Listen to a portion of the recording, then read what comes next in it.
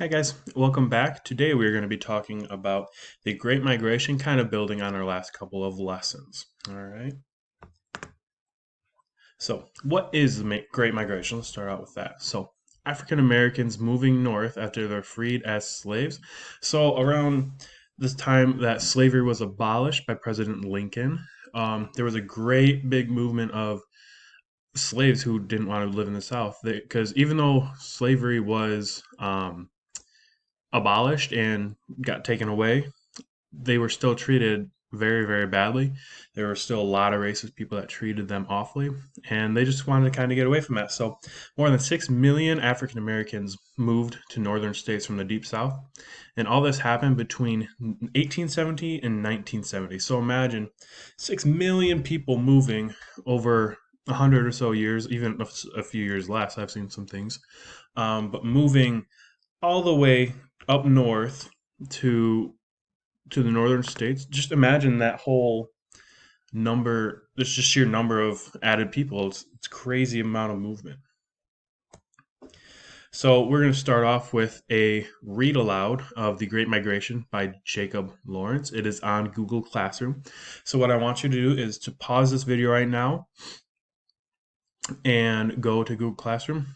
Watch the read aloud, listen to it, and pay attention to some details. All right. Hi guys, welcome back. I hope you enjoyed that read aloud. I know I did. I think it's a pretty great book with a lot of interesting and good information in it. So, why do you think African Americans would move north? They kind of talked about this in this book. So, some of the things that were mentioned and were facts are that there were a lot of better economic opportunities. So, sharecropping and farming in general was a big thing in the South and also in the North. There were a lot of African American farmers who moved north.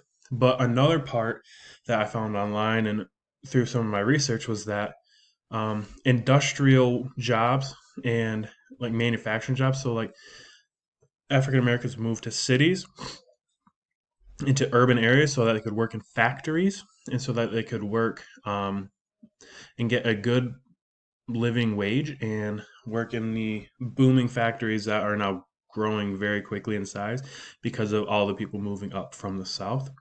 There were a lot of better social situations. So people in the North are more understanding and open to integrating African Americans into society. So it made a point that some of the research is stuff I did, so that um, people in the North were a lot more accepting and a lot kinder to the African Americans, but they didn't. There were the problems were not completely gone. There were still some people that had a big issue with them and would cause a lot of trouble for the African Americans. But overall, the social structure and social understanding was a lot better in the northern states. So that's why you had so many people running very quickly up to the northern states. And then the pushback from the Southerners after the Jim Crow laws were in place. So this was a very big part. Another huge factor was that the Jim Crow laws kind of gave African Americans rights. And a lot of the people in the South did not like that. All the former slave owners and people who were just awful to the African Americans, they did not like that they had rights. They didn't see that they were people, which, if you think about it, is completely messed up because they are people just like anyone else. And so there were laws that came out that said they were people, gave them a lot of rights, but there was a lot of pushback from these laws, and that was another big reason why they fled to the northern states, which were a lot more open and a lot easier to live in. Where do they move to? So many African Americans moved to the northwest part of the state, so that would be kind of um, up Northern California, Washington, maybe not even that far over, but kind of the northwest part, and then to the Midwest. So a lot of Michigan, Ohio, Indiana, Illinois, Wisconsin. There were a lot of people who moved there from the South to work in the factories to move into cities. And Detroit's population boomed with people moving from the South because they had that good paying industrial job in factories that helped them to have a better living wage and have a better life. Urban areas were promising with jobs and money, and a lot of industrialization and um, focus was moving to the urban areas, to the factories. So before this, the country as a whole was really mainly farming and kind of natural resource crops as their main economics or main source of money. But there was a shift happening in the U.S. during this time to where they were focusing on industry and creating and just making stuff in factories. And then, so the Underground Railroad versus the Great Migration. So we talked about the Underground Railroad in past lessons.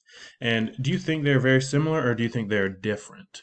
So some similarities that I thought of was that the they both moved African Americans to the northern states and created better life for people that traveled.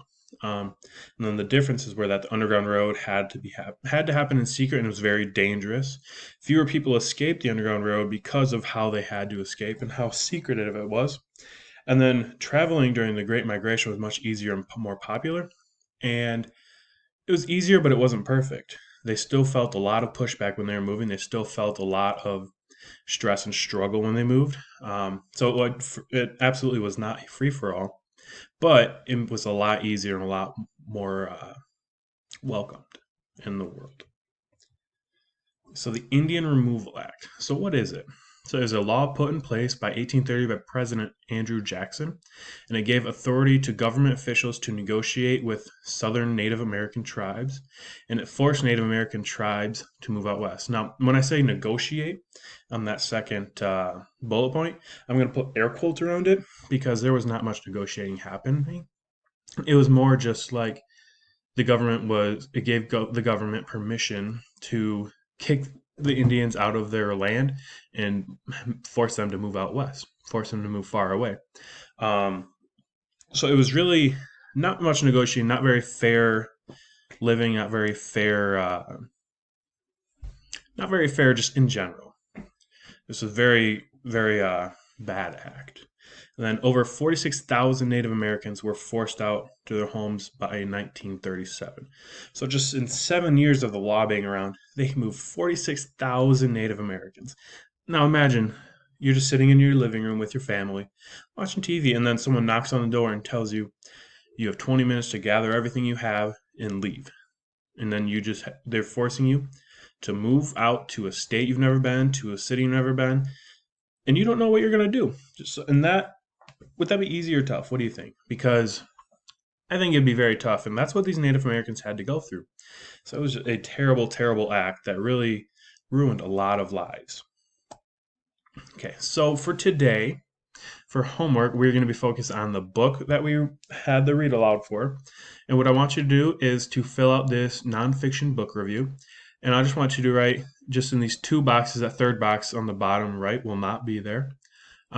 So just for these first two boxes, I want you to write a summary of the book, including the main ideas and supporting details. And feel free to go back to the video and watch it over again and write down as you go.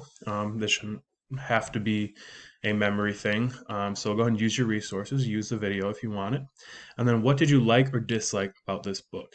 Use evidence from the story to support your thinking. So just tell me what you liked about it. Should be pretty quick and easy.